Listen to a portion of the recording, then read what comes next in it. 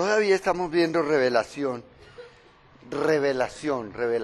estamos viendo, ¿cierto? Revelación, inspiración, iluminación. No hemos terminado revelación porque es importante esto por los diferentes conceptos. Dame el teléfono, digo, el micrófono.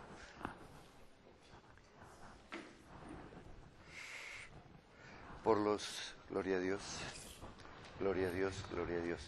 Por los diferentes conceptos que tiene la gente de la Biblia, ¿no? Y que deben ser claros para nosotros como cristianos. Si de verdad la Biblia es una revelación de Dios, o no lo es, o es un libro cualquiera, como la mayoría de la gente piensa. Nosotros la tomamos como la palabra del Señor y estábamos mirando las manifestaciones de la revelación especial o los medios de revelación especial. Mirábamos entre los medios de revelación, pero hablábamos también que la revelación especial es para los que creemos. Para nosotros es esa revelación, qué bonito, ¿no? Porque los que no creen, ahí está la revelación particular, ¿cierto? O la revelación general, o la revelación natural. Para nosotros, lo que ya Dios tiene como un regalo, que es el entendimiento de su palabra. Y estábamos mirando la parte histórica, cómo Dios intervino dentro de toda la historia. Y eso es una revelación para nosotros, que creemos en Dios, creemos cómo habló Moisés, cómo, etc. Estamos hablando de la palabra escrita, ¿cierto? Que es la que nosotros tenemos y está dada como una revelación para nosotros. De la palabra hablada, ¿cierto? A través de los profetas. Y vimos por último la palabra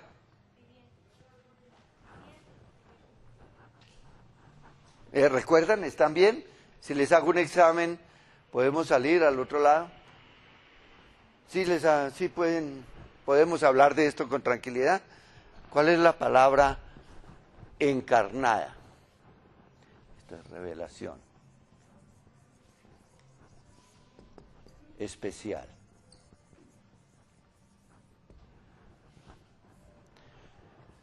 Historia. Díctenme, por favor. Historia. La palabra escrita. Palabra hablada. Palabra escrita. Y palabra encarnada. En ese punto de la palabra encarnada estábamos hablando. ¿Cuál es la palabra encarnada? ¿Ah? Lilianita, que ahora está bonita y yo no sé, ahora no viene a culto. La palabra encarnada, Jesucristo, es el verbo.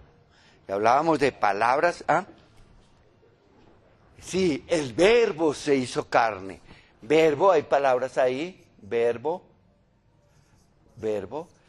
Hablamos de palabra. Y hablamos del verbo también como acción. Acción, palabra, y hablamos de logos, que es la palabra griega, que es la palabra que viene desde la antigüedad, del todo. Encierra todo el sentido de ser. De ser. ¿Qué es ser? Filosóficamente. Ni principio ni fin. El ser encierra la divinidad completa. Miremos, ya vamos a mirar algunas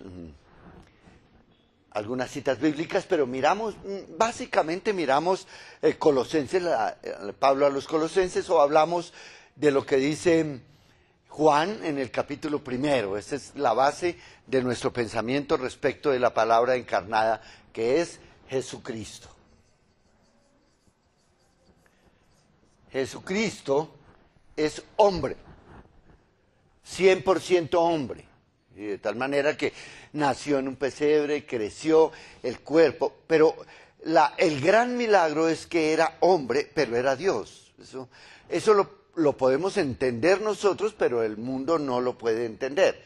Es el gran problema del mundo de saber que cómo Dios se va a hacer hombre en un niño y que ese niño era Dios. No, dicen no tiene sentido para ellos. Para nosotros tiene sentido cuando nosotros podemos tener un conocimiento al menos vago de lo que es Dios. ¿Qué es Dios? Hace poquito estábamos hablando, el miércoles pasado, sobre Pablo, ¿cierto, Wilmita? Pablo en el capítulo 17 de los Hechos de los Apóstoles. Cuando él en su correría y estaba siendo perseguido, después de pasar por Tesalónica, por varios lugares, allí por Italia, llega a Grecia, huyendo de la persecución. Y dice que allí llegó Pablo y miró la gente pues metida en la idolatría, es lo mismo que hoy. Nosotros vemos en las iglesias tradicionales la gente orando, subiendo a Monserrate de rodillas, oyendo a la iglesia de Oaxaca. Es simplemente idolatría. Eso dolió en el corazón de Pablo, dice el capítulo 17 de los Hechos de los Apóstoles. Y le dolía y fue y los comenzó a predicar en la calle, en las casas, en toda parte. Y allí estaban los grandes pensadores, está en Grecia, que apenas sí ha terminado el Imperio Romano, y los pensadores están a la luz del día, ¿cierto? Es la comidilla de todos los días, dice, buscando un nuevo entendimiento, porque a pesar todo el pensamiento filosófico que se desarrolló desde el año 400 antes de Cristo con el pensamiento romano, pensamiento griego, que luego pasa al pensamiento romano, fueron pensamientos de tratar de dilucidar de dónde viene el hombre, quién es el hombre. ¿Qué es la mente? ¿Qué es el corazón? ¿Dios existe o no existe? Todo esto, la creación, todo esto se fue desarrollando en los grandes pensadores. Por eso encontramos en esta parte a los epicúreos y a los estoicos, que son dos clases de pensamiento respecto no ya del pensamiento griego, sino de la actuación del pensamiento griego. ¿Por qué? Porque lo que están pensando ellos, listos, hemos nacido, ya está establecido por los griegos qué es el ser, cómo es, ahora para qué somos creados. Entonces hemos sido creados, decían los estoicos, para disfrutar de la vida, para tener el placer completo. Los epicúreos tenían otro pensamiento, pero parecido, era la consecuencia del pensamiento, el qué es lo que nosotros tenemos que hacer de acuerdo a lo que se ha dilucidado. Entonces decían, Pablo, ¿tú estás trayéndonos aquí otra palabra? Decía, ¿quién es este charlatán que está hablando? Entonces Pablo dice que lo llevaron a aquellos y le dijeron, no, nos interesa lo que usted está diciendo. Dice, y además dice la Biblia, leemos esa porción, colócamela ya. Dice la Biblia que porque ellos estaban tratando siempre de conocer algo nuevo. Es decir, el hambre de ellos no se había saciado con todo lo que nosotros tenemos de las tragedias de Esquilo, de todo el pensamiento romántico, de todo el pensamiento filosófico dado por Sócrates, por Platón, por Aristóteles, por Esquilo, por todos aquellos que estuvieron escribiendo sobre estos pensamientos, ¿cierto? Pero no pudo satisfacer la curiosidad humana. Por eso es importante que nosotros estamos hablando de esta parte de la palabra que es la revelación de Dios. ¿Por qué? Porque la palabra escrita, ese libro que nosotros tenemos, resuelve todos los interrogantes de la vida del hombre. Esa es la razón. Entonces, cuando nosotros vamos a discutir con una persona que no conoce a Cristo, nosotros vamos a entender la palabra y podemos decirle, todo está escrito acá. Y si hay algo que usted no le encuentra razón es porque no lo ha estudiado, pero todo está escrito en la palabra. Hay algunos misterios de Dios que dice Deuteronomio 29:29 que no han sido revelados para nosotros porque no tenemos la capacidad de entenderlos. Dice Pablo, aún Pablo cuando fue allá dijo, vi cosas, escuché cosas que no es dado a conocer al hombre, no tienen la capacidad para entenderla. Es demasiado grande el reino de Dios, ¿cierto? Pero da las respuestas que nosotros necesitamos para mantenernos en la fe y poder vislumbrar el reino de Dios. Dice allá, algunos filósofos de los epicúreos y de los estoicos disputaban con él y unos decían, ¿qué querrá decir este palabrero? Otros parece que es predicador de nuevos dioses, porque les predicaba el evangelio de Jesús y de la resurrección. Estaba hablándoles lo elemental. Cuando nosotros seguimos ahí la lectura, vamos a encontrar entonces a Pablo, dice que lo toman y lo llevan para el Areópago. El Areópago era el lugar, podríamos decir, de asamblea, donde se reunían, donde exponían todas sus teorías y todos los pensamientos cualesquiera que fueran, donde se trazaba la doctrina a seguir, donde las leyes eran discutidas. Allí era el Areópago. Y lo trajeron allí para que les pusiera su causa. ¿Y qué es lo primero que hace Pablo? Le dice, fíjate, enfrentándose a grandes pensadores de su época, lo que dice la palabra ahí que les dice, bueno, ustedes me parece que son muy religiosos. O sea, se les metió por el lado que correspondía. Me parece que ustedes son muy religiosos porque he visto, colócalo allá, todos los atenienses y extranjeros residentes allí en ninguna otra cosa se interesaban sino en decir u oír o en oír algo nuevo. Diga el otro. Entonces Pablo, puesto en pie en medio del Areópago, dijo, varones atenienses, en todo lo que observo que sois muy religiosos, porque pasando y mirando vuestros santuarios hallé también un altar, el cual estaba esta inscripción, al Dios no conocido, al que vosotros adoráis, pues sin conocerle, y es a quien os anuncio. Entonces, ¿y qué está hablando él? Está tratando de dar a conocer el verdadero Dios. Necios, podríamos decir los atenienses, todos ellos. No lo sé, llamaría yo necios a todos aquellos que hoy están fuera y no quieren conocer a Cristo. A ellos los llamaré necios. El salmista llama al que no cree en Dios, dice el necio en su corazón, no hay Dios. El necio.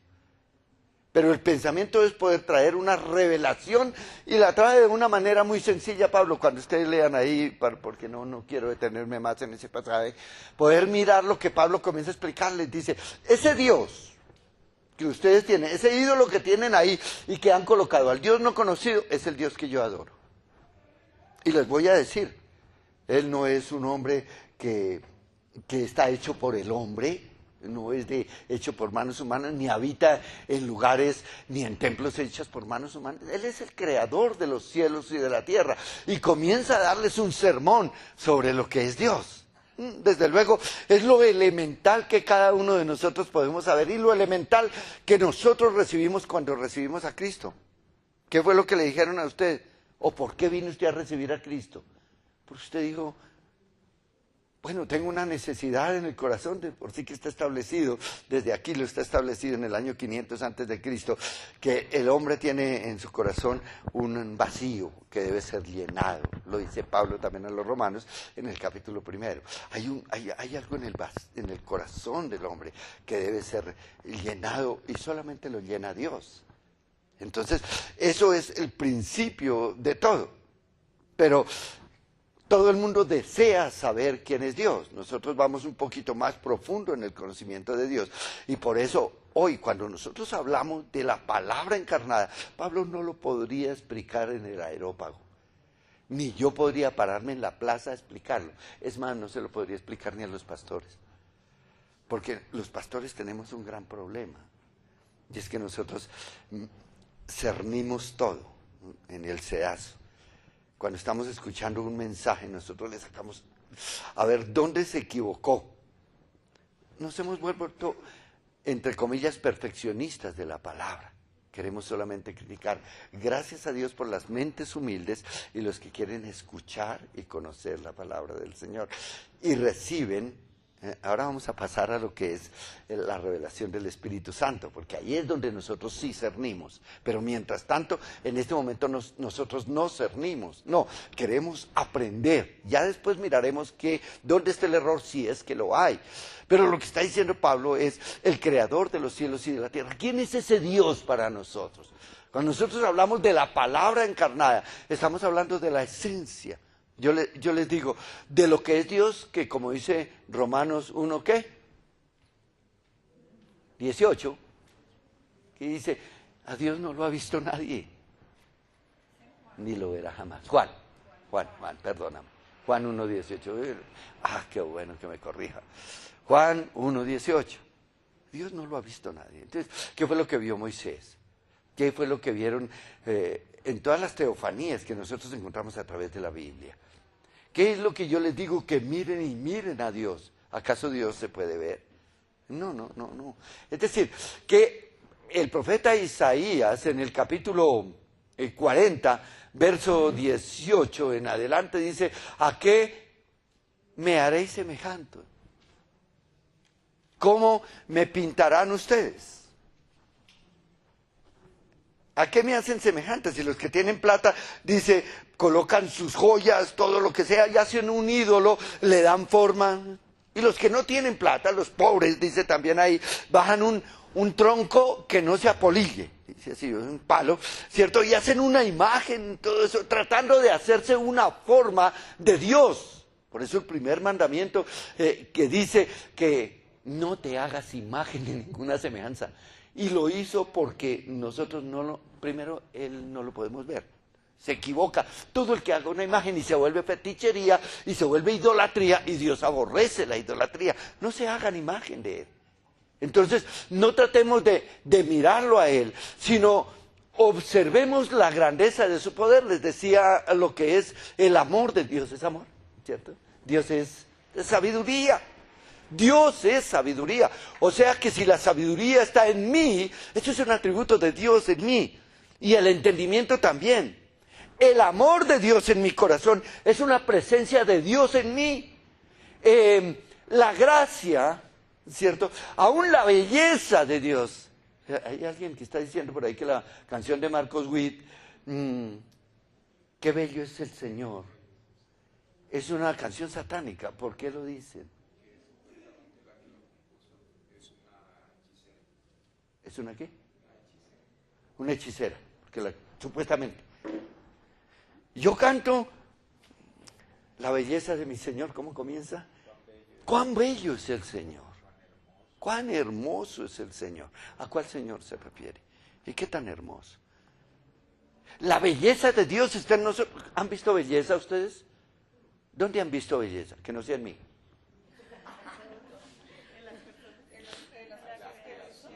En la creación, en las flores, belleza, es decir, que agrada, en los ríos, en los paisajes, en el perrito bonito, ¿no? En el Freispur, sí. O en el gatito, en los gatitos, belleza, y es solamente una partecita pequeña, es una partecita.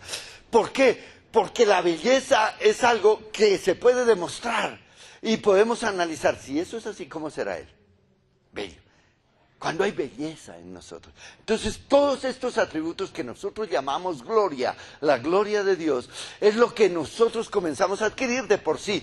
La naturaleza de Dios ha sido depositada en nosotros. Romanos dice en el capítulo 5, dice, porque el amor de Dios ha sido derramado en vuestros corazones por medio del Espíritu Santo. O sea, el Espíritu de Dios en nosotros deposita el amor y deposita todo esto. O sea, ¿qué es Dios? Si no es la esencia, es una esencia que es incomprensible. No quiero formarme una imagen de esa esencia. Pero eso es interviene también una acción, por eso verbo. Y es importante el verbo, ¿qué es el verbo? Conjúgame el verbo amar. Usted no, porque está llorando. Tú, yo amo, tú amas, es una acción del repartir del amor. Esa acción es Dios, es decir, todos los atributos de Dios en una acción, todo actuando allá. No se lo imaginen como una masa, porque a veces nos da la impresión, he tratado yo de dilucidar esto y entonces se ve como una masa. O sea, todo lo que es Dios se hizo carne. Por eso es la palabra encarnada. Se hizo logos, se hizo ser. Se puede tocar a Dios. Es esto lo grandioso de lo que es el universo y del amor de Dios encarnado. Por eso les decía la vez pasada y lo repito, de algunos pastores que les han enseñado a sus congregaciones que la Navidad es una fiesta pagana, que no hay que hacer el árbol, que no hay que hacer el pesebre. Y ahorita van a ver ustedes por las redes sociales, que hoy están en boga, las diferentes opiniones de todos, de idolatría, que cómo van a hacer la luz, que van a poner las lucecitas, que eso no, porque... No es eso. Es celebrar el encarnarse de Dios en Jesús. Es el hecho más grande de toda la historia. No de la historia suya, ni la historia de la iglesia, ni la historia de la humanidad. No es de la historia de las generaciones. Es el hecho más grandioso de la historia infinita. Que Dios se haga hombre. Eternamente Él fue y es. Pero se hizo hombre en un momento de la historia, en este planeta chiquitico así, se hizo hombre y nos hizo a nosotros y nos hizo sus hijos y su esposa con un propósito. Esto no ha sucedido en la historia, es decir, en la eternidad nunca sucedió. Y hay algo también que es importante. Eso que yo les estoy diciendo hoy, eso no lo saben los demás. No me refiero a la raza humana. Me refiero al universo entero, no lo sabe. Es lo que nos explica el apóstol Pablo. Lo que nosotros tenemos hoy en una enseñanza de la palabra encarnada, no lo conocían los ángeles. En algunos apartes de la historia era necesario el anunciador, San Gabriel, el arcángel Gabriel que vino a anunciar. O tal vez en un momento de la gloria de Dios en Isaías, en el capítulo 6, cuando los ángeles miran y alaban y dicen santo, santo, santo. O en un momento de la historia cuando los ángeles se revelaron, ellos han visto apartes, porque cuando vimos angeología fue claro para nosotros qué son los ángeles y qué características tiene cada uno de ellos, hasta donde la Biblia nos deja ver. Hasta donde Dios ha establecido la jerarquía organizacional y de gobierno de todo el universo, está establecido en la Biblia. Eso sí lo conocían tal vez ellos, los ángeles. Conocían dónde están ellos, en los principados, en las potestades que ni siquiera tenemos nosotros mente para saber qué es una potestad. Ahora hablamos de potestades malignas, ¿no? Que nos habla Efesios en el capítulo 6, que nos dice que no tenemos lucha contra carne y sangre, sino contra principados, contra potestades, contra príncipes de las tinieblas, contra huestes espirituales de maldad en las regiones celestes. Está estableciendo que los principados y potestades malas, las que se rebelaron cuando nombraron a Satanás y fueron lanzados de tierra, esas son las potestades. No quiere decir que las potestades todas sean malas, es un calificativo. Hay potestades buenas y hay huestes buenas, porque son entes gubernamentales. Hay principados también, ¿cierto? Tenemos más o menos la idea de lo que es un principado, es donde hay un príncipe a la cabeza y es un gobierno. ¿De cuántas personas? De millones innumerables. No podemos. Pero es con lo que Dios está gobernando en este momento el universo. Principados, potestades, tronos, dominios, ángeles, todo esto están en la cadena organizacional del Señor. Entonces ellos están gobernando, pero nosotros tenemos que gobernar allí, pero nada que ver a esto, sino que de todo eso que Dios tenía ya, ninguno de ellos conocía la historia de la redención. La Biblia es clara absolutamente en esto. Dice, nadie conocía los misterios de Dios dados para nosotros. Pablo a los Efesios dice, dados a la iglesia. La iglesia dice, Él resucitó y colocó a sus pies todas las cosas y lo entregó a la iglesia, que es su cuerpo.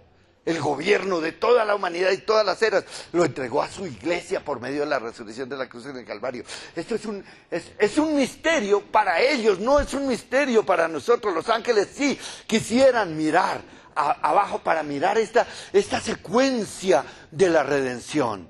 Esto es claro, pero nosotros lo conocemos. Entonces nosotros podemos entender eso, que muchos de los ángeles lo vieron, no todos, en el nacimiento de Jesús, al hacerse cargo, al encarnarse en el ser. Entonces, esto de la encarnación, la palabra encarnada, es lo más importante para nosotros, el mismo Jesús. Lo dice Hebreos también.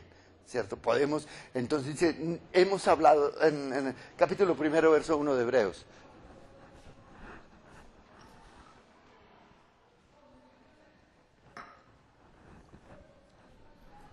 El Dios, ¿dónde estoy?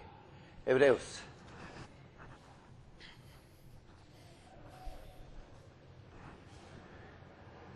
En el primer tratado, Teófilo, hablé acerca de muchas veces y de muchas maneras, en otro tiempo, habiendo hablado, Dios habiendo hablado muchas veces y de muchas maneras, en otro tiempo, a los padres por los profetas, verso 2, en estos postreros días nos ha hablado por el Hijo a quien constituyó heredero de todo y por quien asimismo hizo el universo.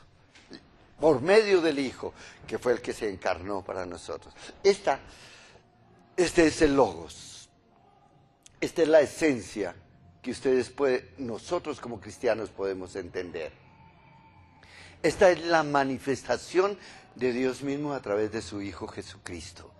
Entendemos nosotros, por eso predicar a Jesucristo se vuelve tan valioso, que es el centro de nuestra fe, de nuestro creer, de nuestra vida y de nuestro futuro. Entonces, la palabra encarnada es la más importante en la revelación. Luego viene a hablarnos directamente, Dios hablando directamente a través de Jesucristo y de todos los tiempos, hablando de su reino, porque si ustedes miran, desde el momento cuando Jesucristo inició su vida pública, su ministerio, que fue bautizado en el Jordán, comenzó a hablar del reino de Dios. Y habló todo el tiempo por medio de parábolas, mostrando el reino. En el capítulo 17, nosotros encontramos ya entregando cuentas y diciéndole, Señor, lo que vine a hacer, ya se lo enseñé a ellos, y ellos, los que tú me diste, ahí están, han creído tu palabra. O sea, la revelación fue dada y ellos. Y a través, hoy, nosotros estamos escuchando la palabra encarnada que es Jesucristo. Amén. Bien. Respecto de la revelación, tenemos dos posiciones. O sea, líneas de pensamiento.